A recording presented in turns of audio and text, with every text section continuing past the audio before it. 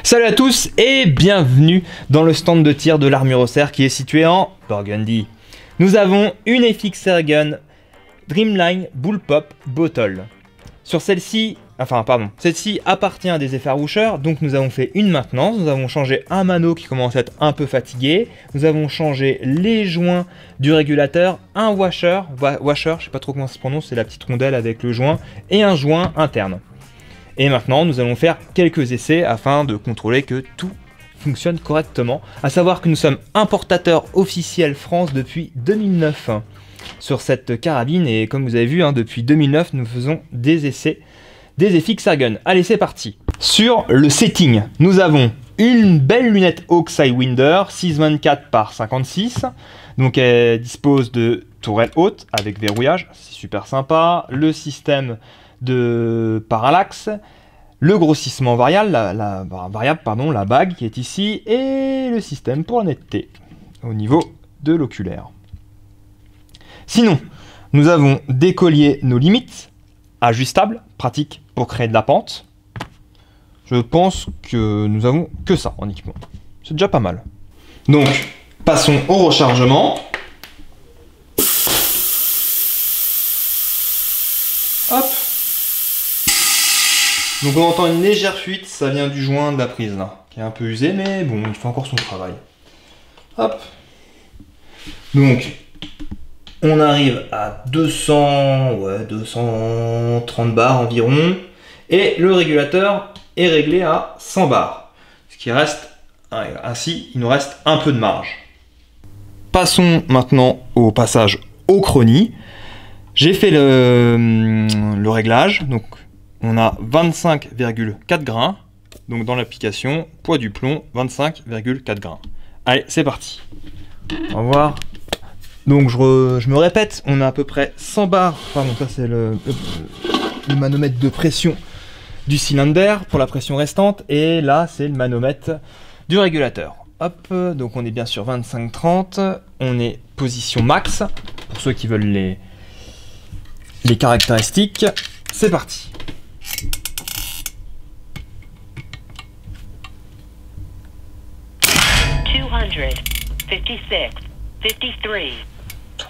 J'ai vu que dans les vidéos on le voit pas là, le chiffre là. Donc là on a la vitesse en mètres secondes et là les joules.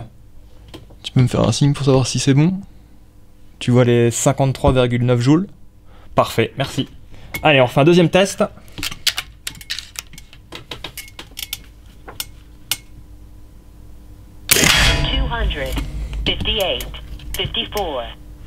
Donc l'ancien tir, 256, 258. Ici en fait on a les 5 derniers tirs.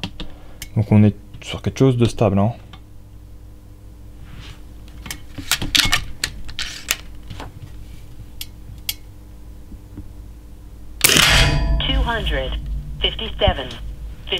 « 257, 258, 256. Cette carabine là, elle est équipée que d'un seul régulateur, mais par contre il y a un plénium, ça c'est pratique parce que comme ça on peut mettre un peu plus d'air avant la main valve.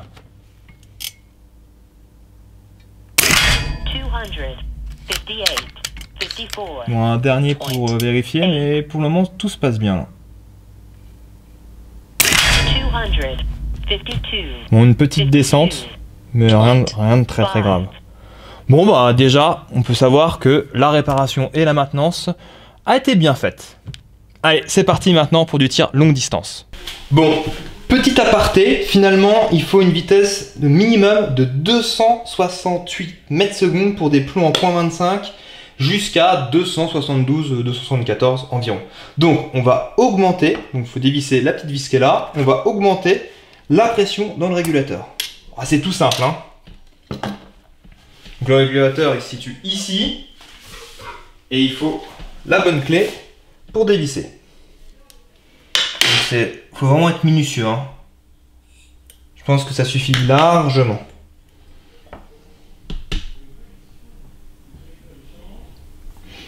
On a un petit peu au-dessus de 100 là. On va déjà faire un test, on va bien voir. Hop.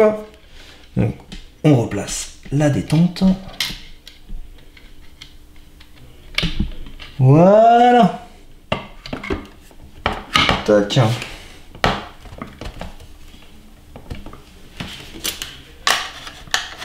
Alors peut-être que ça pourra intéresser certains, si vous voulez je peux vous montrer un peu comment ça fonctionne.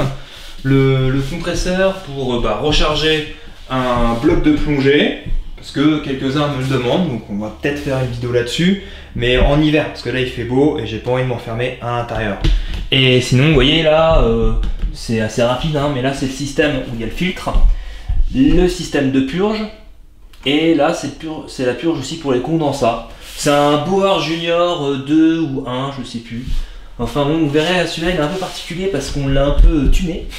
On a mis un moteur électrique en 380 volts parce que le moteur solaire ou Sonor, un truc, une boîte française qui faisait le moteur, qui était en 220 volts, il nous a lâché au bout de pas longtemps. Donc on a changé le moteur, on a changé la courroie et la poulie, on a fait...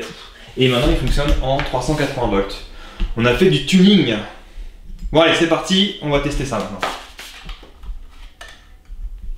Donc là je revisse. Tac, c'est bon. Allez, on se retrouve dans le stand. Donc c'est reparti pour un test.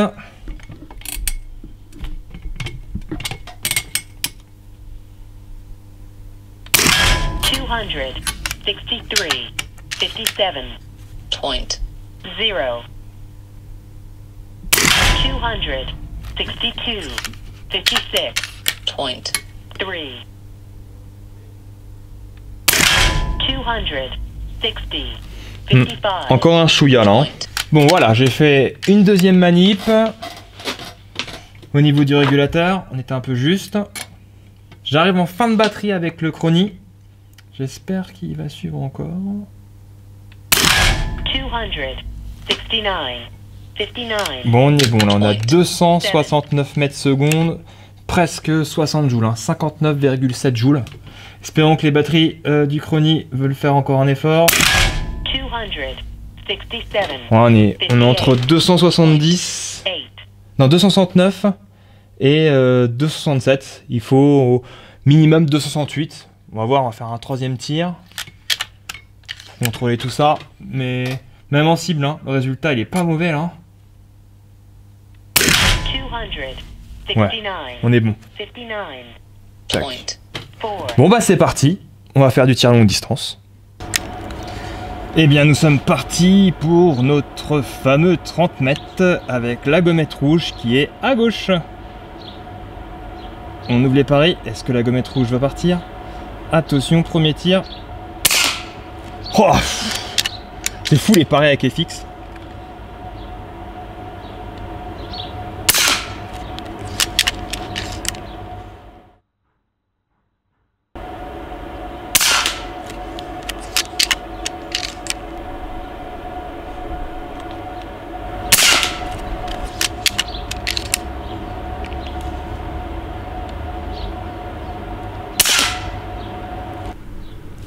Et bien voici notre résultat, enfin mon résultat à 30 mètres. Bon j'avoue pour le dernier tir, j'ai pas vraiment d'excuses, j'aurais pu mieux faire. Allez, au prochain. Bon, allez c'est parti pour un 50 mètres. Pour les intéressés on a 2 et quelques centimètres de... On a 2,2, ouais 2,2, 2,5 cm de chute. Et encore je crois que c'est plutôt 2,2, enfin à vue d'œil. Et je vais tirer dans la micro petite cible qui est tout en haut à droite. Je vais essayer d'économiser ma cible pour plus tard si on tire à 120 mètres. Ah, qui sait. Allez, je m'applique cette fois-ci.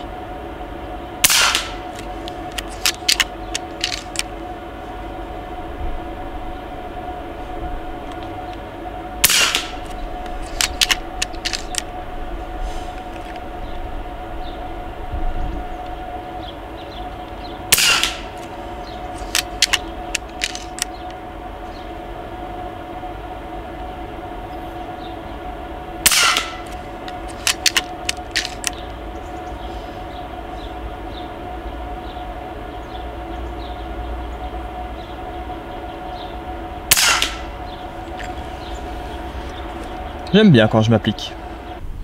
Eh bien, le groupement à 50 mètres est mieux qu'à 30 mètres.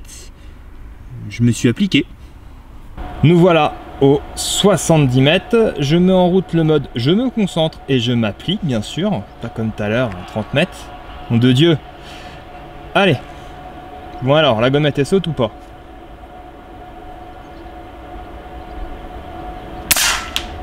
Ah, touché. Pas sauté, mais touché.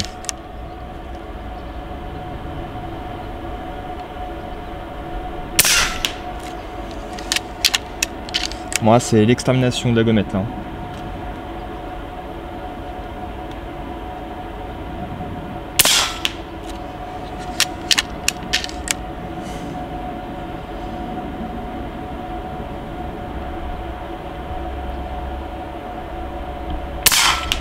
Ah, coupé.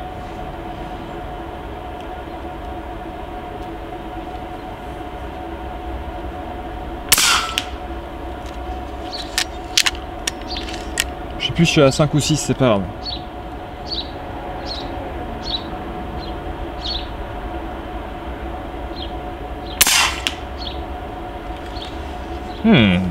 C'est une FX. Eh bien, nous constatons un résultat tout à fait normal pour une carabine FX. J'avais oublié de le dire tout à l'heure, j'avais une chute de environ 9 cm.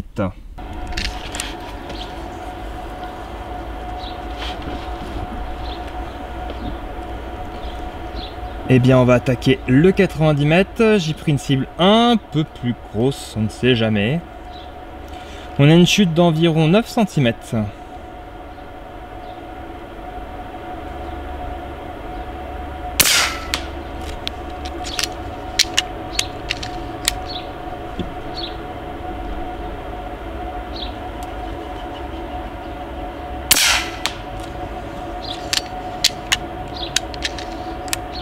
Cette gommette fait de la résistance.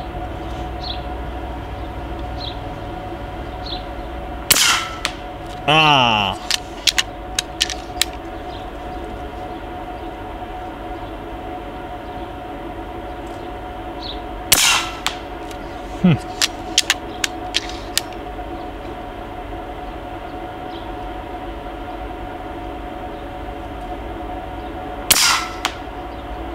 Moins un 6e.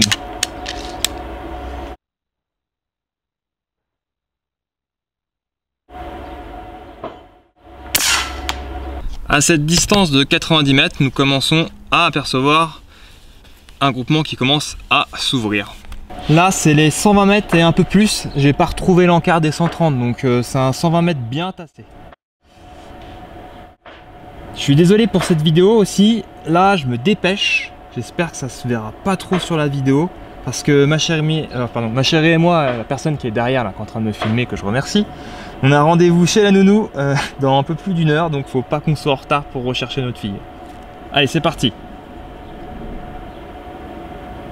Donc là, on va se concentrer sur la gommette rouge de la cible. J'ai gardé les groupements de tout à l'heure, là, qui étaient à 30 mètres.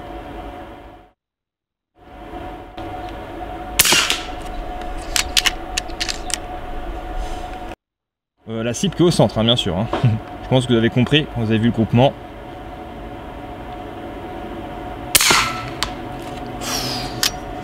Ça, c'est plaisant. La gommette rouge à 120 mètres.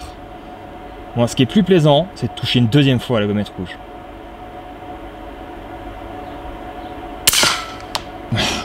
Nickel. J'ai remarqué aussi à cette distance-là, on est un peu plus à l'abri. C'est peut-être pour ça qu'il y a de meilleurs groupements aussi. Et puis, il y a un peu moins de vent à cette heure-là.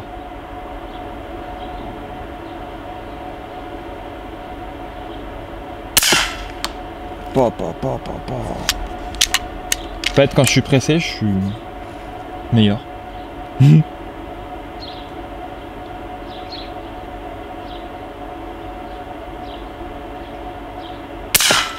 Ah, j'étais trop en retard. Bon, allez.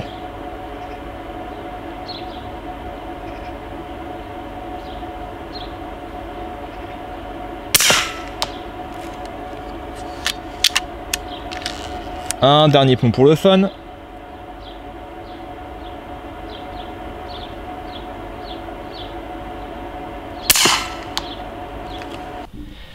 Nous voici au résultat des 120 mètres et plus. Comme je vous l'avais raconté dans l'avant-première façon vlog, eh bien celle-ci sera aussi un vlog. On filme la distance de tir entre moi et la cible et avec notre caméra de chez Wish, mais style GoPro qui fonctionne pas trop mal. On peut synchroniser nos deux vidéos afin qu'il n'y a pas de quiproquo sur la distance, sur les groupements. Voilà, je m'étonne pas. Voilà ce que je voulais dire pour ça.